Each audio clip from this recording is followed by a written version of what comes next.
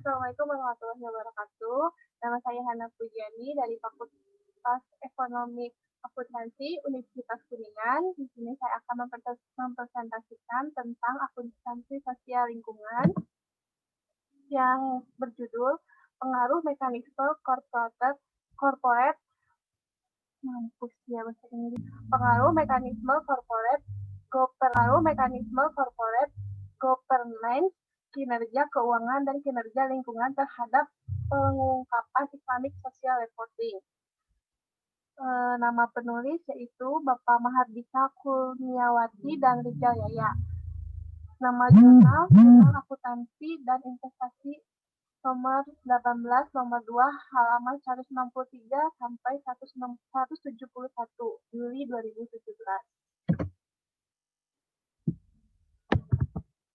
Dan langsung saja yang pertama yaitu pembahasan Corporate Social Responsibility atau CSR atau tanggung jawab sosial perusahaan merupakan suatu komitmen perusahaan untuk menunjukkan perilaku etis dan berkontribusi guna penggunaan ekonomi serta peningkatan kualitas hidup bagi karyawan atau seluruh masyarakat serta lingkungan perusahaan.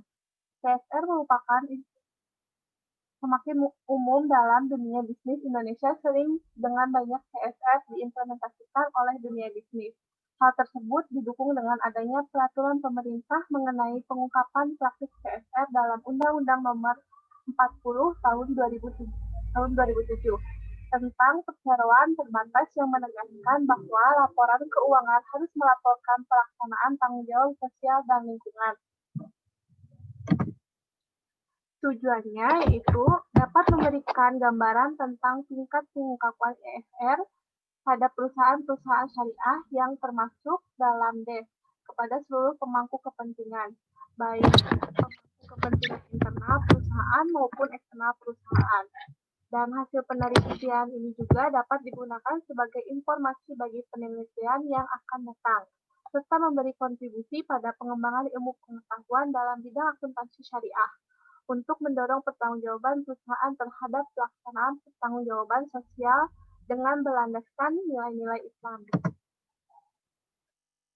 Dan selanjutnya itu permasalahan.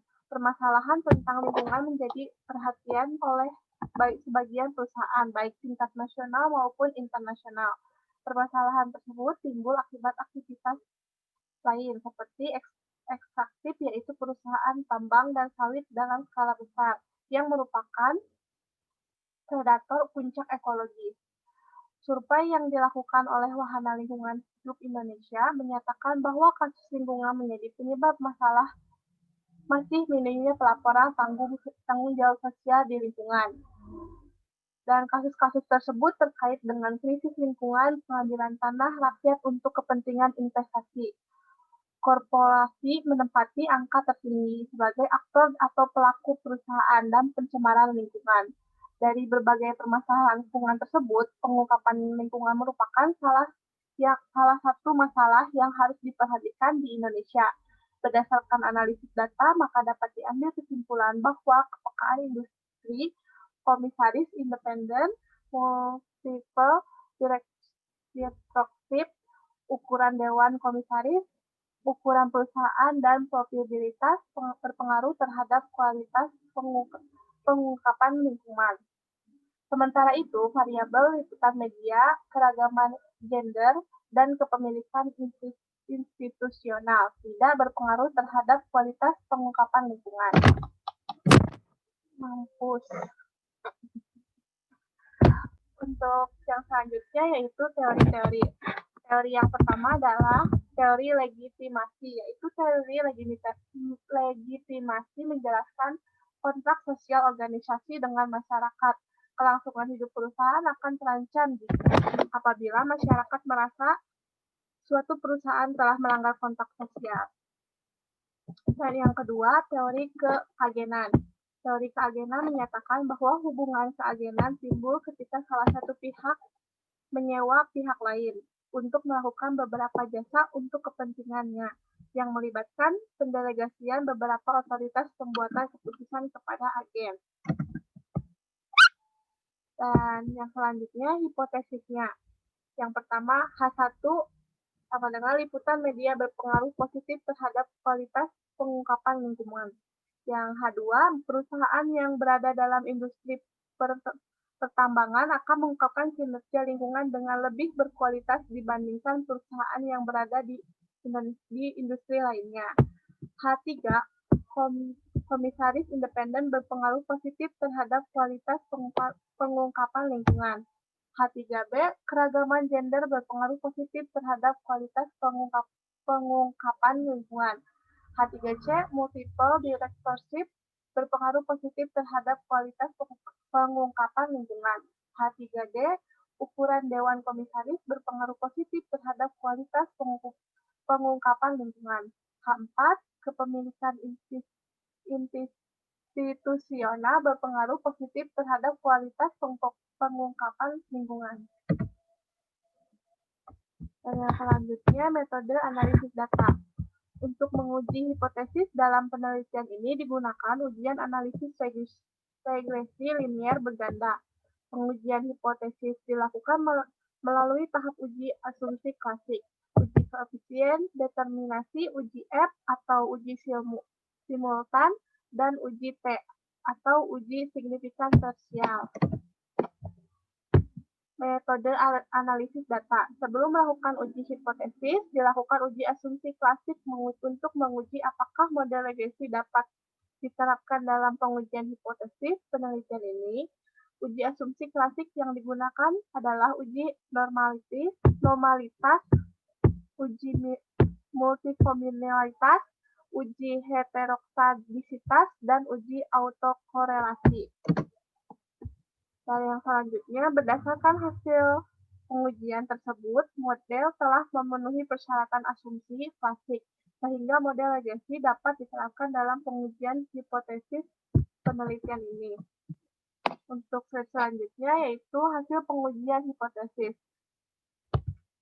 Terbagi menjadi beberapa, yaitu yang pertama uji koefisien determinasi, yang artinya besarnya koefisien determinasi adalah 0,382 atau 38,2%. Hal ini berarti bahwa variasi variabel dependensi yaitu tingkat pengungkapan ISR mampu dijelaskan oleh variabel independen, yaitu ukuran Dewan Komisaris, independensi Dewan Komisaris, komite audit, probabilitas, dan kinerja lingkungan sebesar 38,2%. Sedangkan sisanya 61,8% atau 100% dikurangi 38,2% dijelaskan oleh variabel lain di luar model penelitian. Dan yang selanjutnya yaitu uji F atau uji simultan. Berdasarkan uji F yang berarti bahwa variabel independen yaitu ukuran Dewan Komisaris, independensi Dewan Komisaris, komite audit, probabilitas, dan kinerja lingkungan secara simultan berpengaruh terhadap variabel independen yaitu tingkat pengungkapan ISR. Dan yang selanjutnya yaitu hasil pengujian hipotesis dan penelitian. Hasil uji hipotesis menunjukkan bahwa keberadaan liputan media H1 dan variabel environmental media yang diukur dengan menggunakan keberadaan liputan media tidak berpengaruh terhadap kualitas pengungkapan lingkungan. Hal ini disebabkan oleh sampel penelitian memiliki keterbatasan dalam pengukuran media. Media yang digunakan penelitian terbatas pada media kompas, antara news, kontan, walsi nasional, dan website perusahaan. Di samping itu, kecenderungan ini, media ini dalam pembuatan liputan cenderung mepublikasikan isu-isu besar saja, karena anggapan isu-isu kecil kurang menjadi perhatian masyarakat. Untuk yang selanjutnya yaitu adalah kinerja lingkungan. Kinerja lingkungan itu adalah kinerja perusahaan dalam menciptakan lingkungan hidup yang baik. Pengukuran kinerja lingkungan dalam penelitian ini dengan melihat prestasi perusahaan dalam mengikuti proper yang dilakukan oleh Kementerian Lingkungan Hidup. Kinerja lingkungan perusahaan diukur dengan memberi skor untuk masing-masing warna peringkat yang diperoleh perusahaan. Dan yang selanjutnya, populasi dan sampel. Populasi dalam penelitian ini dapat adalah perusahaan yang terdaftar dalam Bursa Efek Indonesia tahun 2011, 2012, dan 2013. Pengambilan data selama 3 tahun dianggap sudah mempresentasikan kondisi laporan lingkungan di Indonesia untuk alasan kebaruan data. Pemilihan sampel mengacu pada penelitian Rapley et al. 2012 dan presentasi tahun 2014 terdiri atas 6 jenis industri, yaitu yang pertama pertambangan, yang kedua energi, yang ketiga kimia, yang keempat farmasi, yang kelima kosmetik, dan yang terakhir serta makanan dan minuman. Pembatasan jenis industri tersebut untuk meningkatkan kualitas pengumpulan data, karena proses pengumpulan data bisa lebih terfokus. Teknik pengambilan sampel dilakukan dengan metode sampling berdasarkan kriteria yang telah ditentukan. Penelitian ini menggunakan analisis regresi dan panel untuk menguji sampel penelitian. Dan yang selanjutnya, hasil dan pembahasan sampel perusahaan yang dapat digunakan dalam penelitian sebanyak 155 perusahaan. Detail statistik deskriptif dari penelitian ini disajikan di tabel 1. Hasil konten IFR dapat digunakan untuk melihat konsistensi pengungkapan pada masing-masing tema. Pada tabel 2 disajikan hasil perhitungan konten berdasarkan tema dan indeks. Dan yang selanjutnya yaitu pengaruh. Dan yang pertama, pengaruh ukuran Dewan Komisaris terhadap pengungkapan IFR. Artinya, hasil pengujian hipotesis pertama membuktikan bahwa ukuran Dewan Komisaris berpengaruh positif terhadap pengungkapan IFR.